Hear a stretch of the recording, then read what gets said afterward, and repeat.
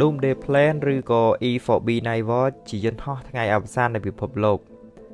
សហរដ្ឋអាមេរិកមានយន្តហោះសម្រាប់ប្រតិបត្តិការពិសេសជាច្រើនហើយមួយក្នុងចំណោមយន្តហោះទាំងនោះត្រូវបានគេស្គាល់ថាជា Doomsday Plan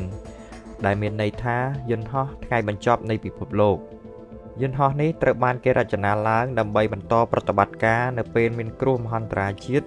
ឬក៏សង្គ្រាមនុយក្លេអ៊ែរកើតឡើង E4B Night Watch ជាយន្តហោះដ៏មានសារៈសំខាន់បំផុតមួយរបស់អាមេរិក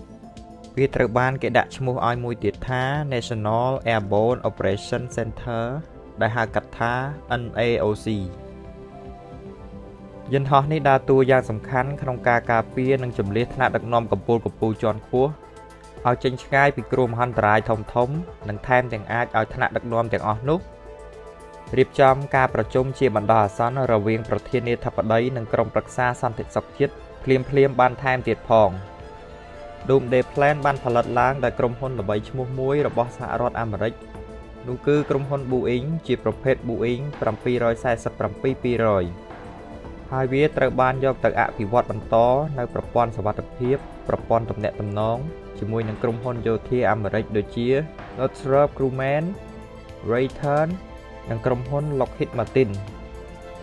តួខ្លួនរបស់វាបានរចនាឡើងយ៉ាងពិសេសសម្រាប់ធន់ទៅនឹងរលកអេឡិចត្រូម៉ាញ៉េទិកដែលហៅកាត់ថា EMP និងទប់ទល់ទៅនឹងកាំរស្មីជាតិវិទ្យុសកម្មដែលកើតចេញពីការបំផ្ទុះនុយក្លេអ៊ែរ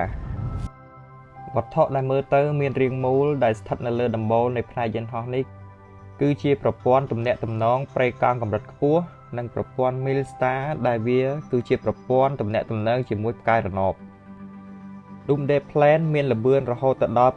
950 គីឡូម៉ែត្រក្នុង1ម៉ោងនិងមានសមត្ថភាពហោះនៅរយៈកម្ពស់ខ្ពស់បំផុតមួយរហូតដល់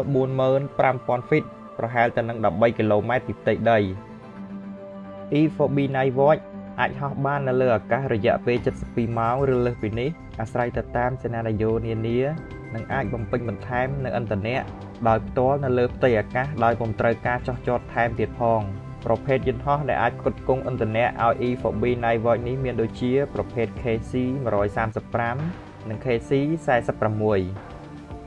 ផ្នែកខាងក្នុងរបស់ Doomsday Plan នៅតែបន្តប្រើនៅប្រព័ន្ធអេឡិចត្រូនិកជំនាន់ចាស់មួយចំនួននិងរួមបញ្ចូលនៅបច្ចេកវិទ្យាថ្មីបន្ថែមទៀត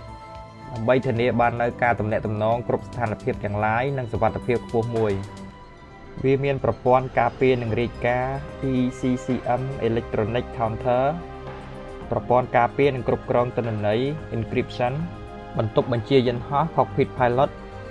បន្ទប់សម្រាប់ធ្វើសន្និសីទ Conference Room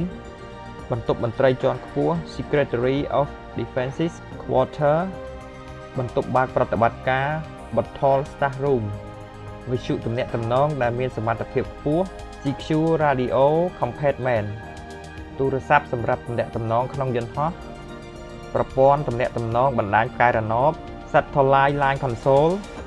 ឧបករណ៍សម្រាប់ចាប់ប្រេកង់កម្រិតទាប VLC Athena Spool បច្ចុប្បន្ននេះយន្តហោះ Doomsday Plan មានចំនួនផលិតត្រឹមតែ4គ្រឿងប៉ុណ្ណោះហើយទីបញ្ជាការសំខាន់របស់យន្តហោះនេះមានទីតាំងស្ថិតនៅមូលដ្ឋានទ័ពអាកាស Fort Air Force Base រដ្ឋ Nebraska វាត្រូវបានគេដាក់ពង្រាយនៅតាមមូលដ្ឋានទ័ពនានារបស់សហរដ្ឋអាមេរិកចំណែកឯទីតាំងឈរជើងពិតប្រាកដរបស់ Doomsday Plan ត្រូវបានគេលាក់ការយ៉ាងសម្ងាត់ដើម្បីធានាបាននូវសុវត្ថិភាពសន្តិសុខជាតិនិងកាត់បន្ថយបាននូវសេណារីយ៉ូឬការវាយប្រហារធ្ងន់ធ្ងរណាមួយកើតឡើងវាត្រូវបានគេដាក់ឲ្យត្រៀមលក្ខណៈរួចរាល់ជាប់ជាប្រចាំដើម្បីធានាចេញប្រតិបត្តិការបានទាន់ពេលវេលាជាប់ជានិច្ចលក្ខណៈពិសេសរបស់វាទាំងអស់នេះហើយធ្វើឲ្យវាជៀសផុតពីគ្រោះថ្នាក់នានាការយាយីពីយន្តហោះសត្រូវណាមួយឬការបំផ្ទុះទាំងឡាយពីផ្ទៃដីឡើងទៅលើយន្តហោះ Doomsday Plan ឬក៏ E4B Night Watch